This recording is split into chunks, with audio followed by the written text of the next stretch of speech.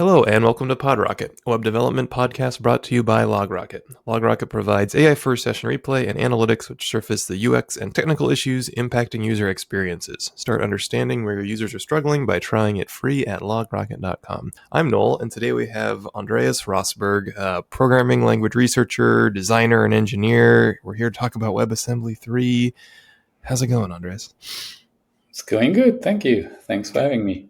Of course. I feel like I always want to kind of frame this a little bit. Why was WebAssembly 2 a leap forward? And then what does WebAssembly 3 kind of bring on top of that? WebAssembly 2, the primary thing it brought to the table was vector instructions, so SIMD instructions, which are sort of a niche thing, but where they are useful, they are very useful, right? Mm-hmm. So you can really make decoders faster, like video or other things, or encryption stuff. But WebAssembly 3 is a much bigger release in many ways. It's a culmination of many things we have worked on, various features over, I don't know, some since the beginning, actually, so 6 or 8 years. And that is more intended to kind of bring things to the table that allows a wider range of languages to target this as a compilation target.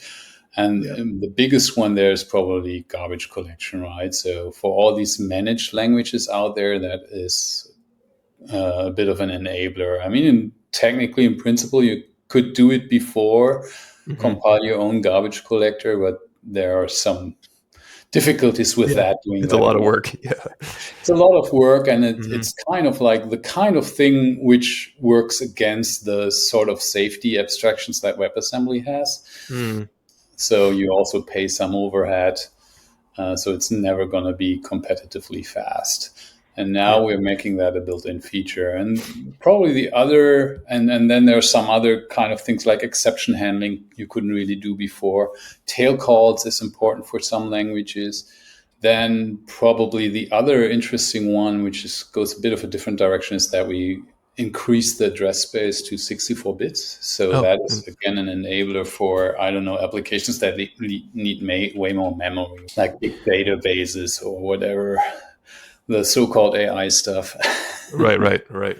Let's talk about garbage collection and like type references and stuff a little bit first. I guess you noted that now this has enabled WebAssembly to be a target for all these higher level languages. Why is this important? Why is that helpful for either like end users or developers? It gives them more choice and it supports more diversity on the platform, right? So it was actually always our goal from the beginning to make WebAssembly kind of like the sort of universal compilation target, not being language specific at all. That is something I particularly value very high, but others too. And it's kind of the mission statement of WebAssembly. Try to be universal, language independent, platform independent. So we would like to support every language out there being at least workable on this platform.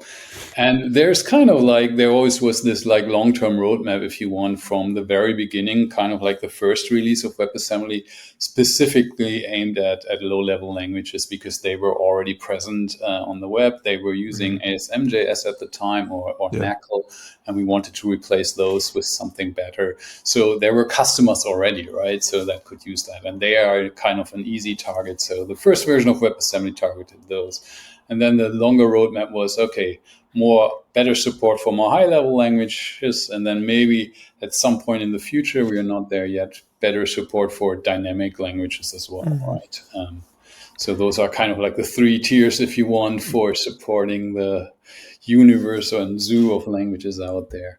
And we're somewhere in the middle now. No, it is exciting. Are you guys expecting like a pretty major uptick of like, developer code that ends up eventually getting compiled to WebAssembly now? Like, do you think that this will be a big kind of step forward in adoption of WebAssembly as just a target that people are actually using? I think it's more like it will not be like a steep increase all of a sudden or something, because all these things take time, right? People have to build like the ecosystems and the infrastructure and all that. But we already have a half a dozen at least of languages that target this new platform, like at this point. And I don't think they will there will be immediately as many as they were in the beginning of WebAssembly with all the pre-existing code that could Yeah. just switch Run. over. Right.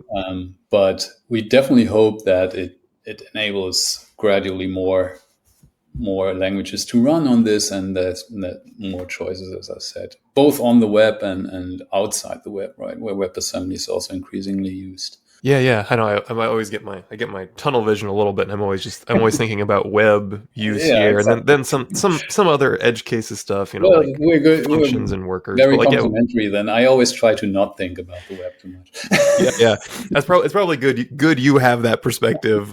Yeah, but like, I think everyone else kind of tends to fall into this trap. Is that like when you mentioned like the larger address space earlier, and that's probably like a good example there. It's like for the web cases, that's probably not as big an ask, but I imagine there's a lot of non-web cases where it's Yeah, like we need a larger address space. Were there yeah. any particular use cases that like you guys really felt the need to get the 64-bit address space on the table for? So first of all, on the web, there are these additional limits that kind of the JS embedding Yeah. imposes. So on the web, you Right. will still be limited to 16 gigabytes of memory. Mm-hmm. But outside the web, there is no limit other Yeah. than other platforms kind of imposing it.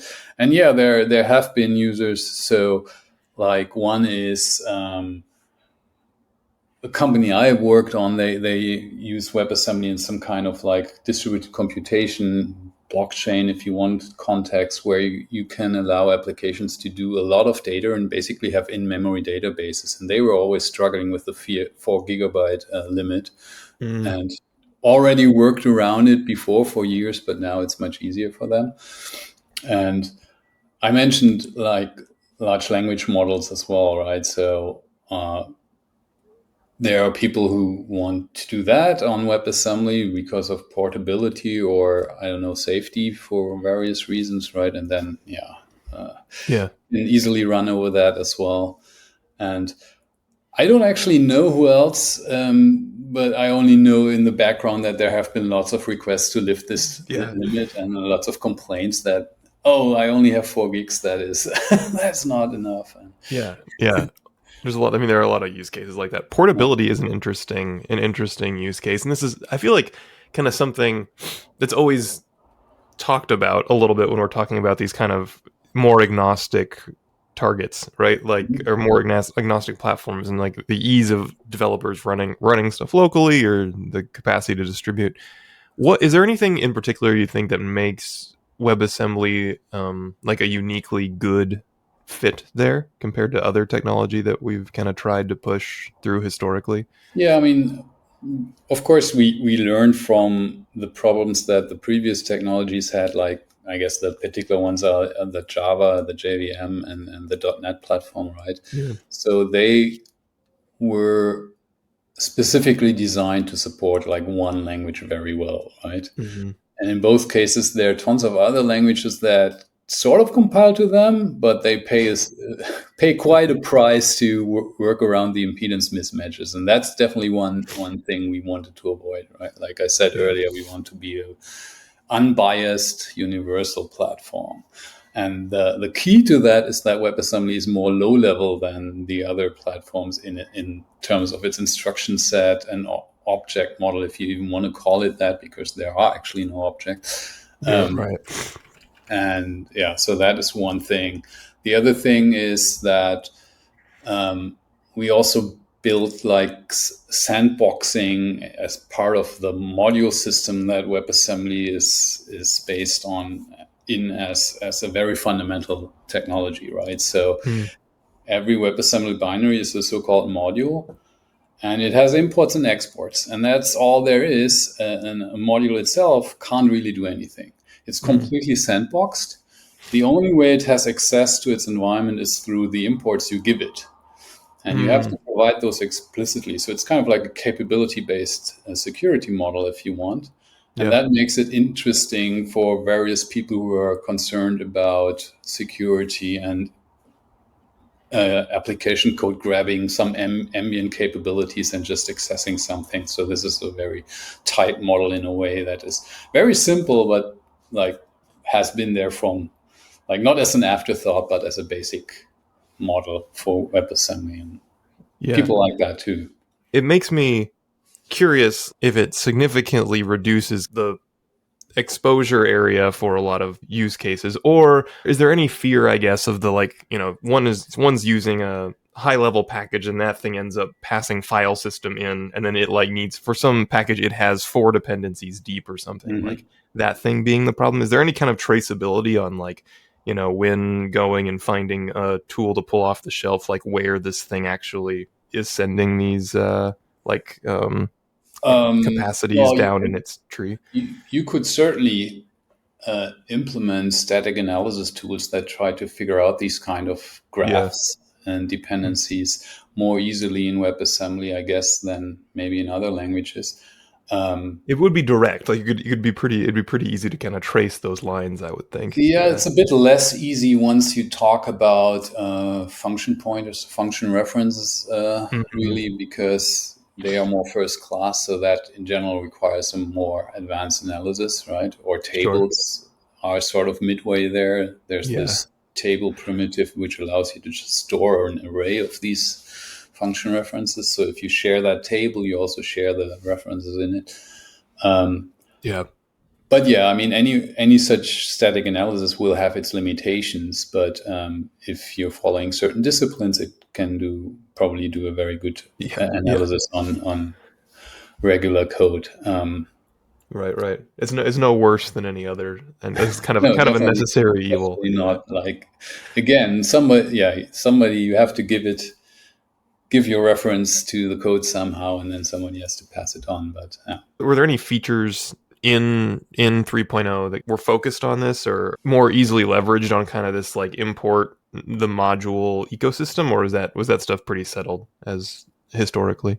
interesting question. So one thing that might be related to the modularity aspect is the ability to have multiple memories, Okay. right? So this is really in a way just closing a gap that we had in WebAssembly before, where contrary to popular belief, you could have applications with multiple memories, Mm. except that a single module could never reference more than one, Ah, right? So gotcha. and that was a bit artificial because it meant that certain things are not possible. Like one tool that people use routinely is merging modules, smaller Hmm. modules into bigger one, and that worked in all cases except if they both had a memory. Then you Right. couldn't build the bigger module from Hmm. those. But with respect to security, this is also an interesting feature because you could use it to separate like shared public memory from your own encapsulated private memory, Right. at least in principle. I mean, I don't know if that has been really applied yet Yeah. in practice, because some of the tooling there is a bit in the way. Like if you compile through something like LLVM, then it's currently very hard to use this feature Mm. because it doesn't really have support for separate address spaces. Right. Right.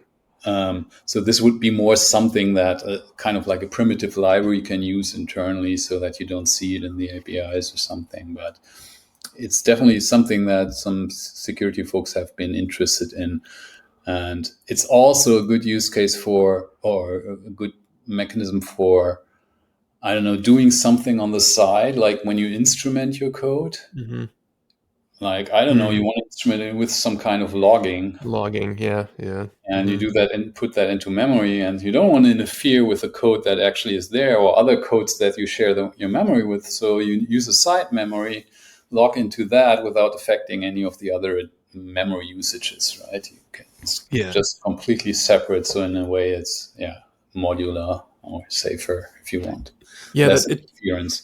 Yeah. Yeah. Less interference. That's a good term. It does kind of bring up this interesting what's I don't know a great term, but maybe like a spectrum, because this seems like something that would be difficult to leverage depending on, like what language you are using, like your end languages as a developer. Yeah. And like I I have a hunch this is something you guys think about a lot, and I'm curious if you have any thoughts on like features being added to WebAssembly that may or may not be like leverageable, usable by Mhm. a given higher level language, and like Mhm. how that exposes it. Is there any?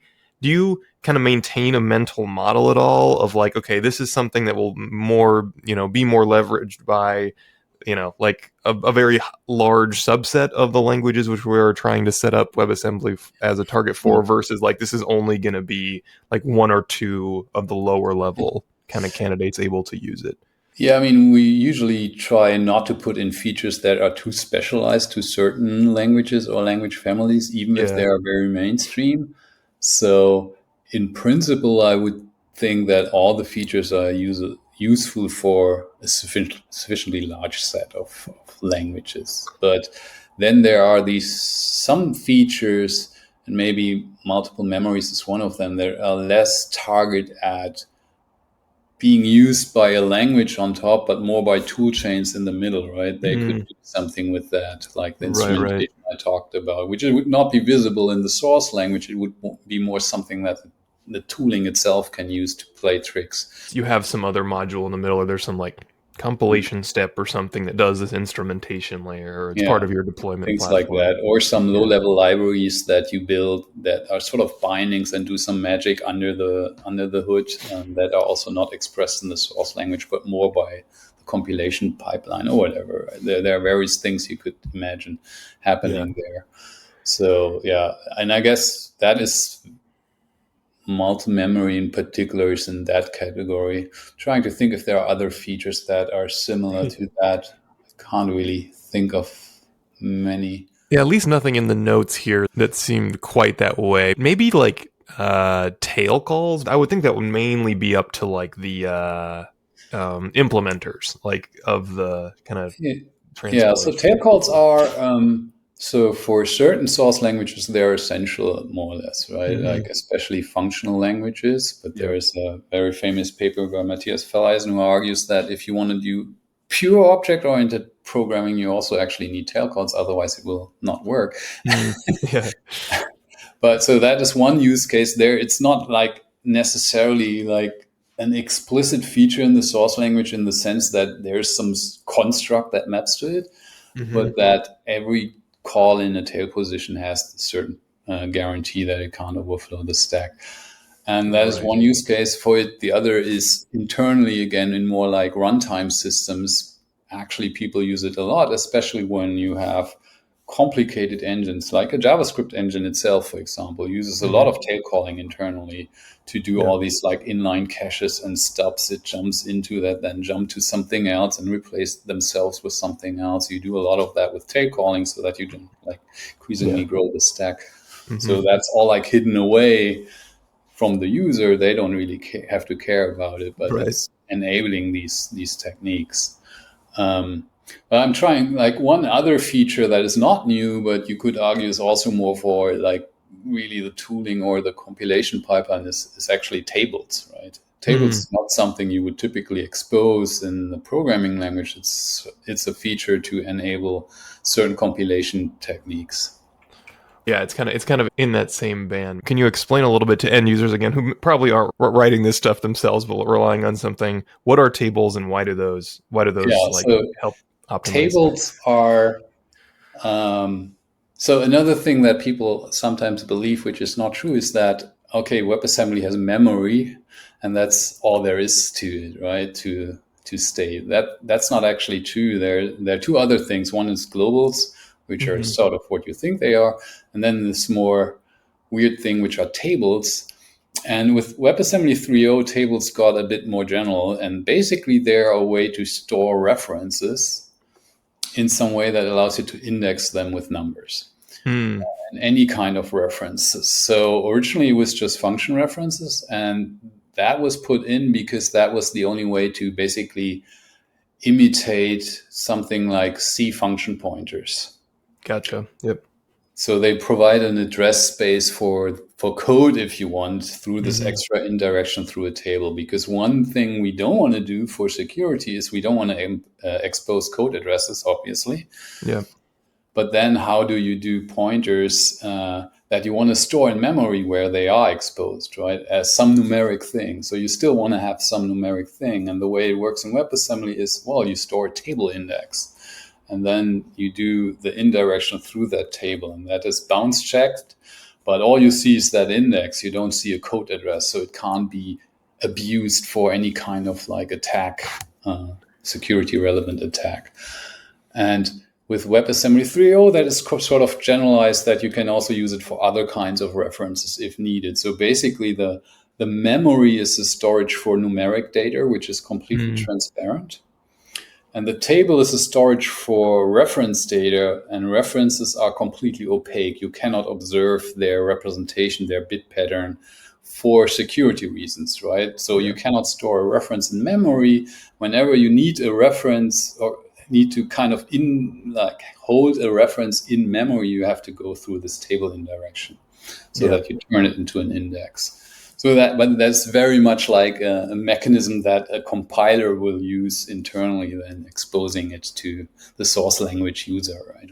Did the language implementers, were tables kind of a natural abstraction there for most of them, or is that something that they even have to worry about that much? I mean, the idea of using tables to implement function pointers, that originates from ASM.js, that already used this kind of approach to compile C, and that way it was clear to us we needed something equivalent. And tables was just the easiest. So they were using arrays, but tables are sort of like a slightly more static version of that. Gotcha. So it was very natural to have that. Cool. I want to talk about like the deterministic profiles and exception handling. Which one of those do you think would be more interesting to jump into first? I guess exception handling is definitely more interesting to users, I guess. To more people. Yeah. What, I guess, kind of, again, set the stage a little bit here. Like where were we at before, and what does three add? Right. So exception handlings like GC was one of the features that was really in the making for many, many years. And exception handling originally was put in or desired or proposed because that was the one thing from C++ that we could not express. So the C++ compilation pipeline, when you actually turned on exceptions, which almost nobody does in practice, but there's at least one major company that does that. They were pushing very hard. So previously, that was compiled by basically when you have an exception handler in C++, it would be compiled to, I'm calling out to JavaScript. JavaScript installs an exception handler. Then I'm calling back into WebAssembly. Right? So it would ping pong across the boundary just to set that up, which you can imagine is like neither efficient nor very robust. And so there was the desire to have a mechanism built in that allows you to compile these things. And other languages obviously want that too, because exception handling is pretty common these days in modern languages. Yeah.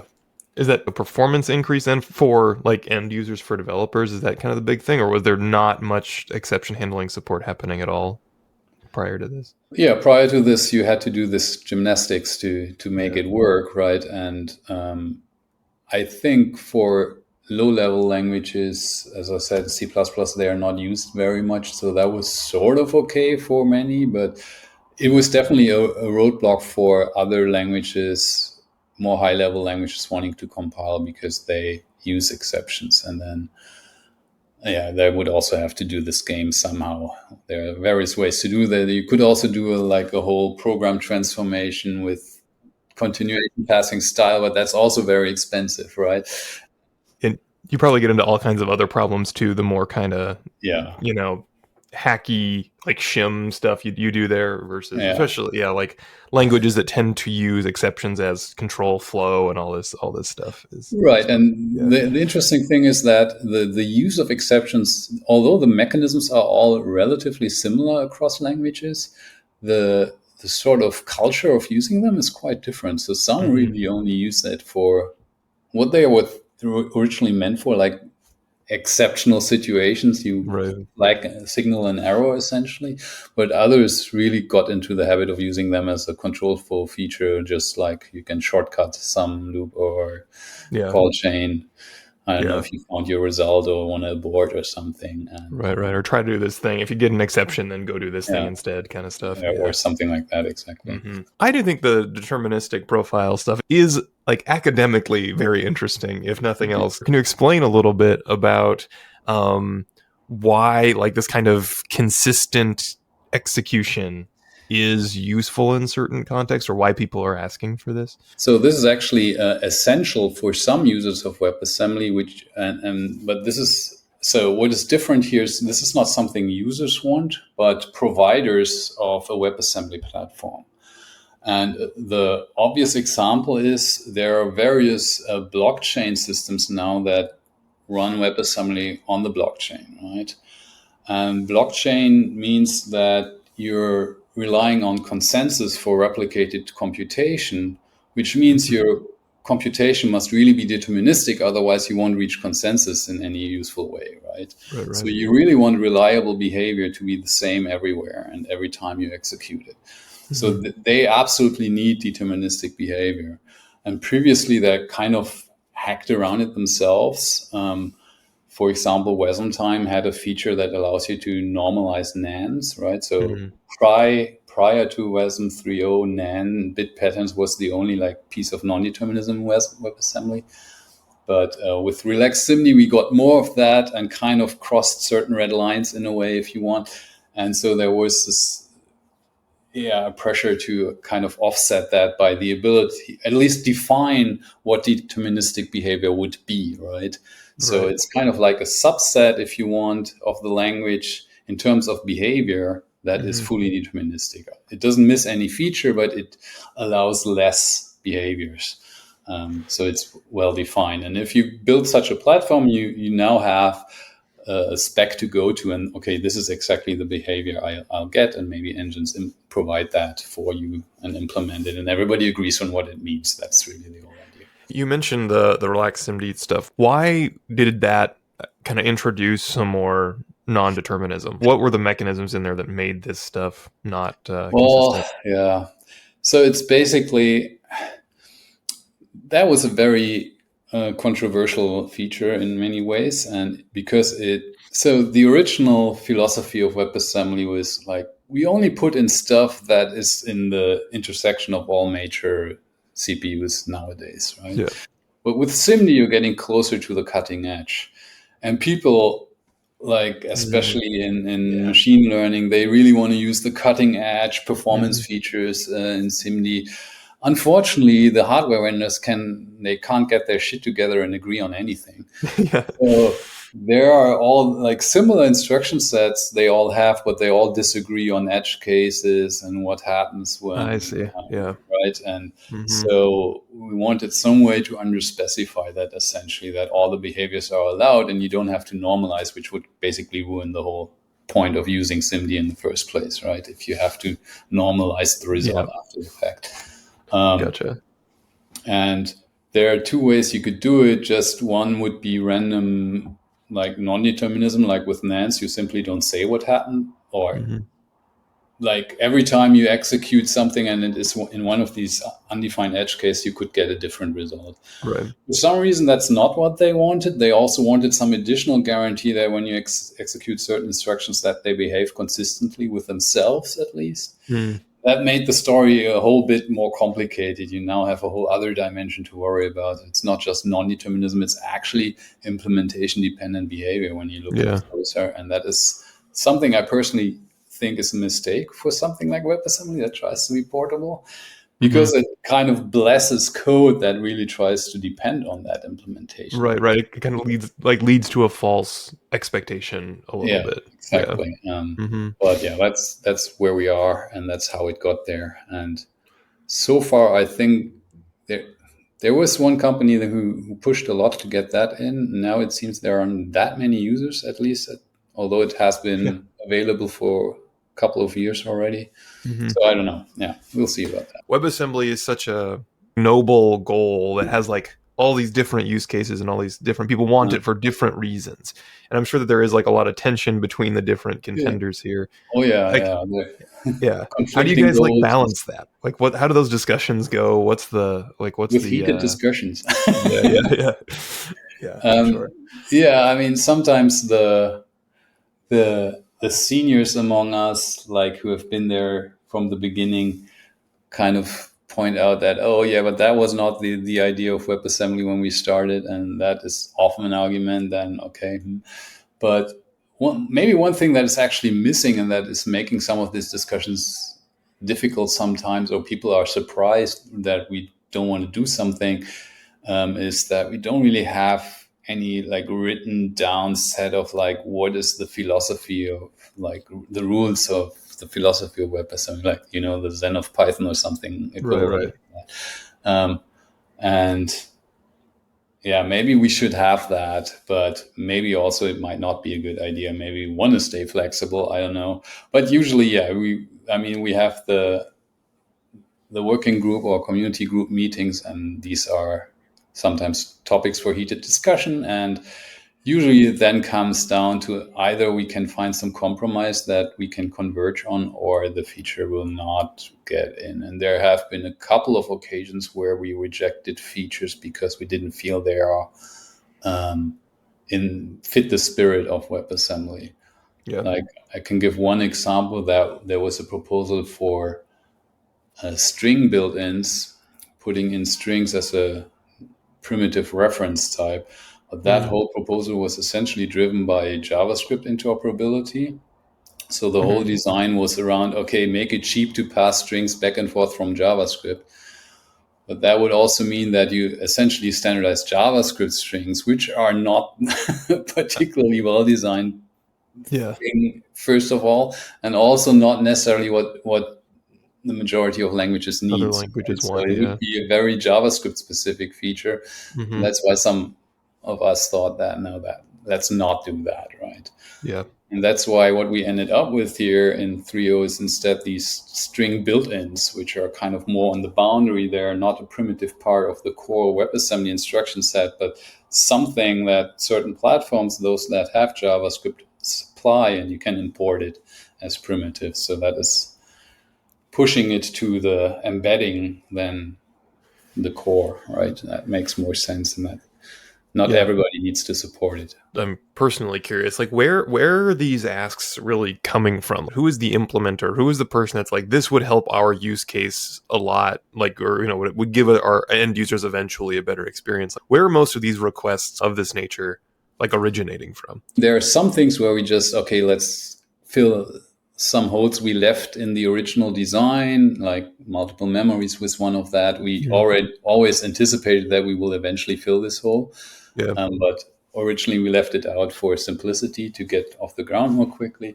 So that is something that comes from within the CG or kind of. Then Yeah. I guess the most common case is language implementers, right? Those Hmm. who are close to the community group and they say, okay, I'm doing this kind of thing here, and it turns out that could really make use of this feature. Yeah. Then there are a bunch of things where you just know that this is a kind of general mechanism that many people need. Like GC is an example of that, right? It was always Yeah. clear that we needed something like that. Tail calls as well. There Hmm. wasn't any specific pressure there from already existing users because it's sort of a chicken and egg problem. They wouldn't even consider targeting WebAssembly without that feature, right? So Yeah. in some cases, the CG itself pushed forward some of these features to solve this chicken and egg problem. Yeah.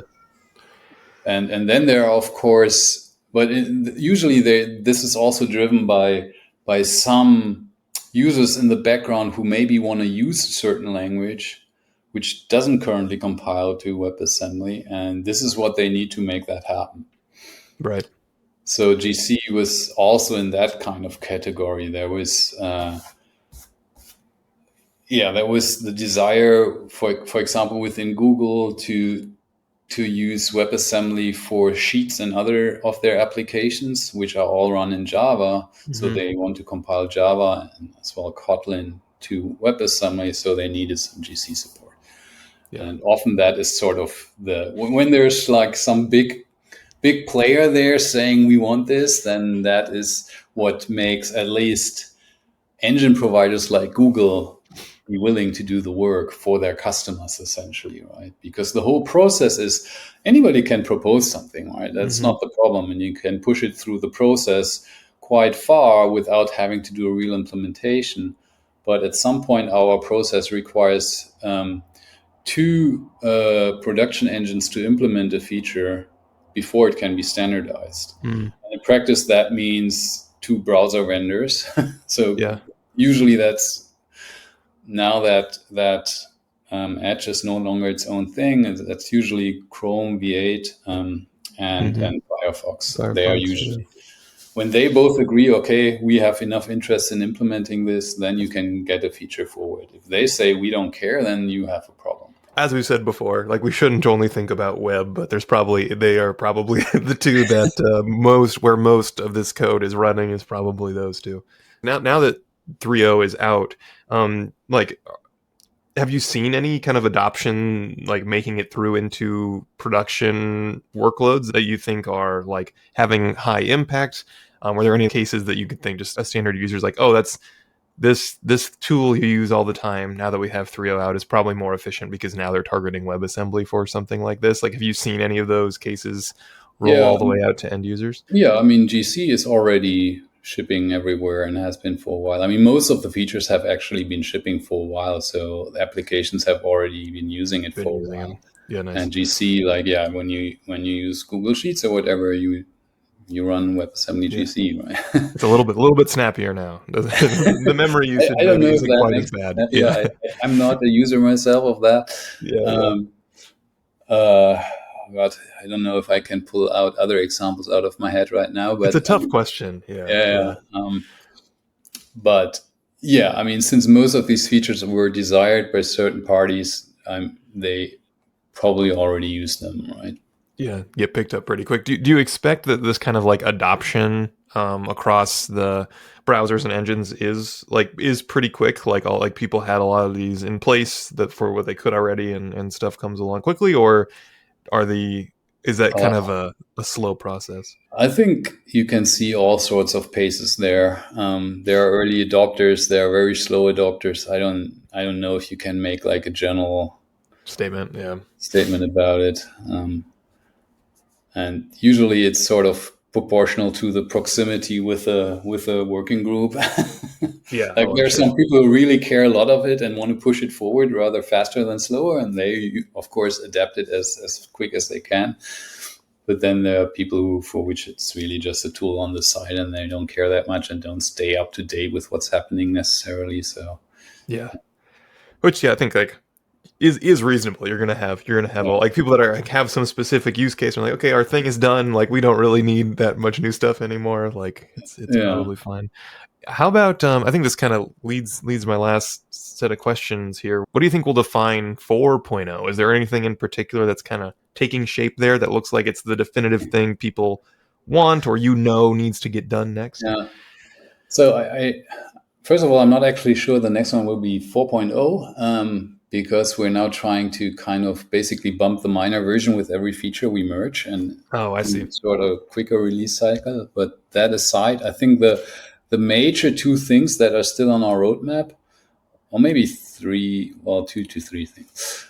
So one that has been in the making for ages as well is actual threading.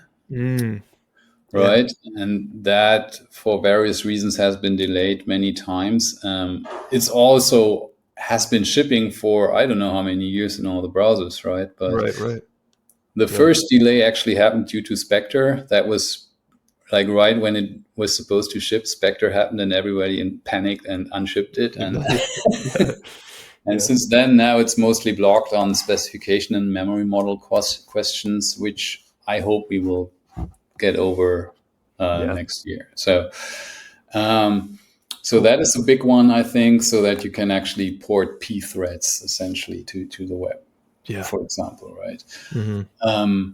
And the other one that is filling another kind of gap for something that you can't currently compile well to WebAssembly is the stack switching feature. Mm. So this is also something we've been What is working that? I don't know about this. Yeah. Right. So, like, one thing that you can't compile easily right now is any sort of interesting control abstraction. So, let's say green threads, lightweight threads, Mm. async await, sometimes generators, effect handlers, coroutines, all these things. All they have in common is usually that you want to suspend some computation and like hold it there Yeah. and Do something resume else. another one, right? Yeah. So Yeah. you Mm-hmm. for that under the belt like of the implementation, what you usually do in native code is you have multiple stacks and switch between them, right? So you Mm-hmm. can just suspend one stack and continue working on the other. But that is not something you can currently map to WebAssembly. Mm-hmm. So that is a feature that enables you that to do that, but keeping with the kind of safety model for WebAssembly where we don't actually expose stacks as the first class thing because that would be unsafe. We have to make it a bit more high level, and the way it's going to be exposed is through essentially we give you delimited continuations, Mm-hmm. if you I know see. what that is. So yeah, well, you can think of it as coroutines essentially that you Yeah. can Yeah. pass values in and out of. Yeah. The current like context. So are there any languages in particular where that won't work well for? This is like a very big question. I'm trying to kind of like map Well, these like a Well, go ahead. the question to ask is what are the languages that benefit from this, right? I mean, you can always not use the feature. That's fine, That's right? true. That's true. Yeah. Yeah. Yeah. Mm-hmm, um, mm-hmm. so, yeah, one example I mentioned was green threads or virtual threads. So, for example, if you want to build a fully functional Java implementation, right now there are Java compilers, but they're single threaded Yeah. essentially. Right. Or use system threads, which especially on the web are very heavyweight and not necessarily a good map for other things. Java 21 has this notion called virtual threads, which is essentially something similar, right? So if you wanted to be able to compile that to WebAssembly, that's the kind of feature you need. Or if you want to be able to do async await, essentially, there are ways to do that without switching stacks, but Mm-hmm. they don't scale well. That's what JavaScript engines do, for example. They do this kind of automaton transformation, which is really a form of continuation passing style transformation. But that is costly and changes the ABI and all that. So with stack switching, in principle at least, that can be much more efficient. You could also compile generators with that. Um, Mm. uh, Another more advanced feature, is which some modern functional languages have, is what's called effect handlers. So they're essentially a form of exception mechanism where you can resume. Mm. You can go back to the point that yielded the exception I or see. erased the exception.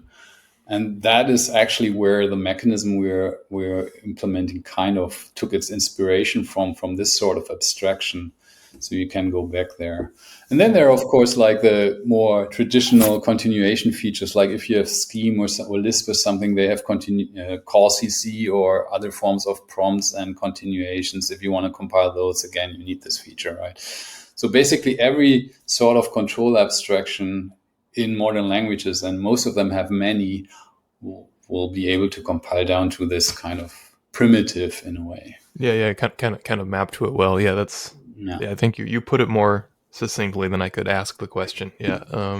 Are there any other features that you kind of wish you'd been able to get into three that are next other than this stuff, or are those kind of the front runners? Yeah, those are the front runners, definitely. So the big ones. And then there is smaller stuff, but none that is as interesting, I guess. I mean, there will always be smaller things we add on the side, like certain instructions, whatever. But in terms of big features that allow you to do things that you can't do right now, those I think are the two big ones. Nice. Yeah. Cool. Cool. Um, Nice. Again, we should wrap here, but before we do, if people are kind of interested in this stuff, where would you recommend people kind of jump in to get involved? It depends on how deeply you want to get How deep involved. you want But to of go? course, so the WebAssembly community group is completely open, right? So that is um, basically all the proposal discussions and everything that all happens in the open on GitHub. So if you really want to know, you can just follow that, the repository. So that would be, well, there are several, but if you look at WebAssembly.org, then they will point you to that. And you can also join the community group and participate in the actual meetings. So the main group has a biweekly online meeting, 1 hour on Tuesday night or morning, depending on where you are. Yeah. And once a year, roughly, we have a face-to-face meeting. Then, like the next one will be in Munich in this month, actually, in 3 weeks or Nice. something. Nice. Very cool. So yeah, in principle, anybody can show up there. All you need to do is to register your email with the W3C, which is our legal roof for doing this standardization. And the only reason to do that is to get legal concerns out of the way that somebody might pull some patent card at some point. Yeah. Gotcha. Right. So yeah, if you really want to know what's going on, then you can attend the meetings, or you can read the meeting notes, which will also be on one of the repos posted there afterwards. But that might give you more than you ever wanted to know. Yeah. I feel like we covered a lot here. So thank you for letting me pick your brain a little bit, Andreas. I appreciate it. You're I know welcome. you got a lot going on. Your time's pretty valuable right now, so I do appreciate it. Thanks for having me.